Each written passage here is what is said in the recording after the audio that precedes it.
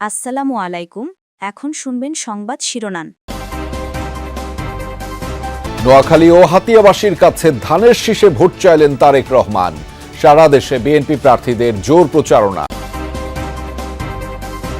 দক্ষিণ পশ্চিমাঞ্চলের 4 জেলায় জামাতের নির্বাচনী জনসভা। দুর্নীতিমুক্ত দেশ গড়তে দাঁড়িপাল্লায় ভোট চাইলেন আমির।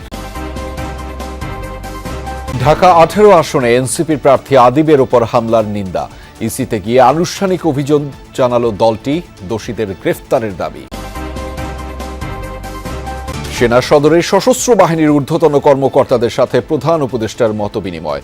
ভোটের পরিবেশ নিয়ে সন্তুষ্ট কমিশন, জানালেন সচিব।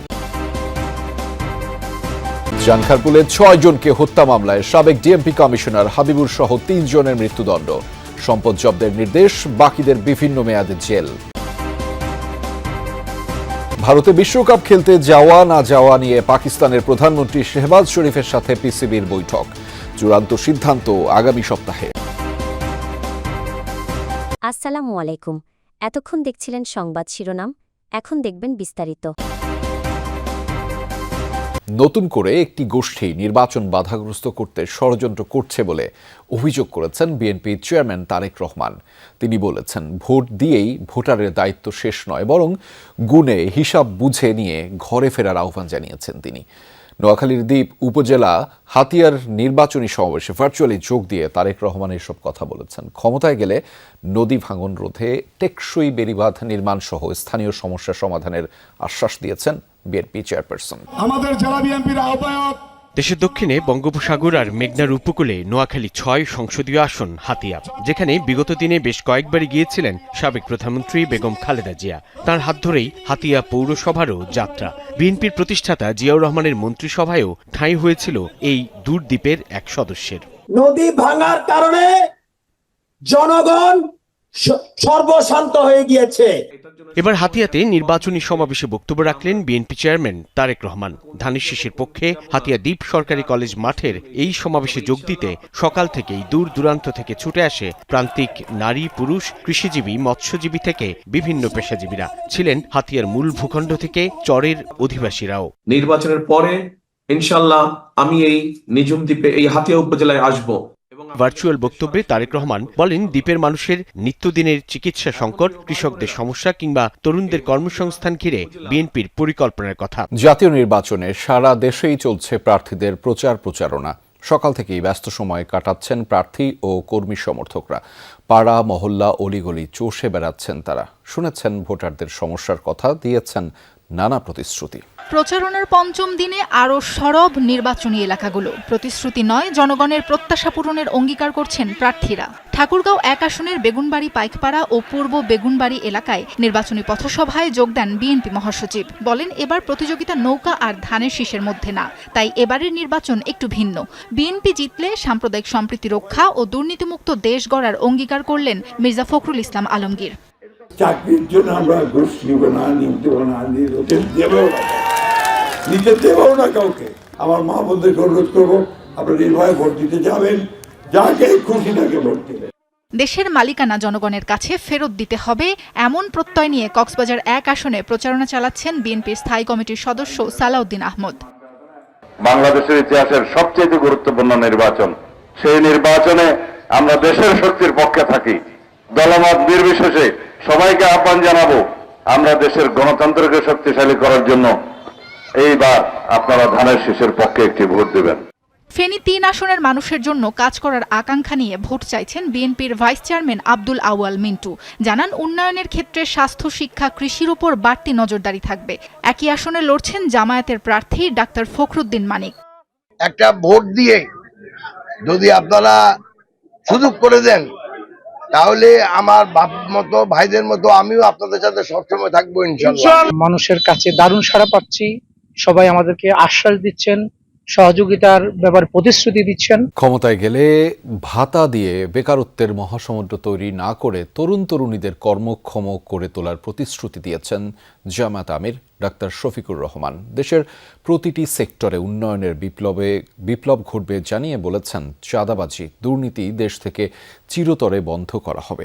দক্ষিণ পশ্চিমাঞ্চলের 4 জেলায় নির্বাচনী জনসভায় এসব প্রতিশ্রুতি দেন তিনি। একই সাথে গণভোটে হ্যাকে জয়যুক্ত করার আহ্বান জানান ডাক্তার শফিকুর। নির্বাচনী প্রচারণার পঞ্চম দিনে দক্ষিণ পশ্চিমাঞ্চলের জেলাগুলোতে সফর করেন জামাত আমির ডাক্তার শফিকুর রহমান। দিনের শুরুতেই কুষ্টিয়ার শহীদ আবরার ফাহাদ স্টেডিয়ামের নির্বাচনী জনসভায় অংশ নেন তিনি। নির্ধারিত সময়ের আগেই পুরো স্টেডিয়াম কানায় কানায় পূর্ণ হয়ে যায়। বেলা 11:15টার দিকে মঞ্চে আসেন জামাত আমির ডাক্তার শফিকুর রহমান। বলেন, দেশ আধিপত্যবাদের কবলে পড়লে হাদি আবরাররা বারবার ফিরে আসবে। দেশকে আর আধিপত্যবাদের কবলে পড়তে দেবে না দেশের তরুণ প্রজন্ম। এক ফাহাদকে বিদায় করেছ, এক আবরারকে বিদায় করেছ, এক আবু সাইদকে বিদায় করেছ, কিন্তু মনে রাখবা এক একটা বিপ্লবী হাজার নয়, লক্ষ নয়, কোটি বিপ্লবীর দুনিয়ায় জন্ম দিয়ে তারা বিদায় নিয়েছে। জামাতের বিরুদ্ধে নারীদের ঘরে আটকে রাখার প্রোপাগান্ডা ছড়ানোর অভিযোগ করেন ডাক্তার শফিকুর রহমান।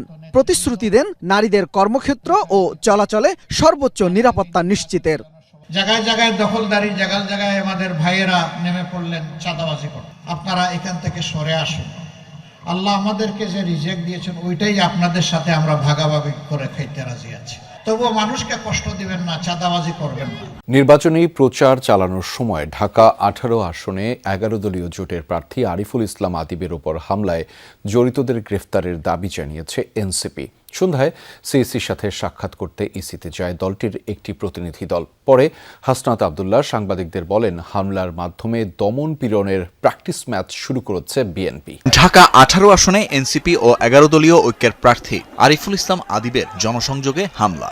সকালে রাজধানীর খিলক্ষেত থানার ডুমনি নূরপাড়া এলাকায় গণসংযোগ করতে গেলে এ ঘটনা ঘটে। এনসিপির অভিযোগ, এতে স্থানীয় বিএনপি নেতাকর্মীরা জড়িত। পরে রাজধানীর উত্তরা বিএনএস সেন্টারে এ ঘটনার প্রতিবাদে জরুরি সংবাদ সম্মেলন ডাকা হয়। জানানো হয় 2 দফা দাবি। বিএনপি বড় দল থেকে নিয়ন্ত্রণহীন দলে পরিণত হচ্ছে বলে অভিযোগ করেন আদিব।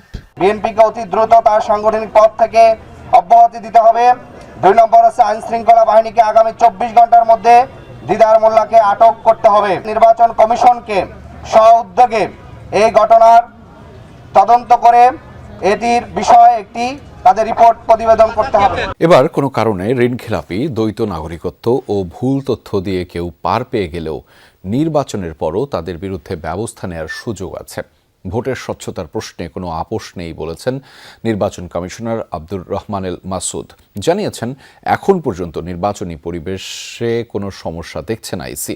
এদিকে সোমবার থেকে সারা দেশে পোস্টাল ব্যালট পাঠানো শুরু হয়েছে। আরপিওতে সুনির্দিষ্ট নির্দেশনা আছে, ঋণখেলাপি ও দ্বৈত নাগরিকরা নির্বাচনে অংশ নিতে পারবে না।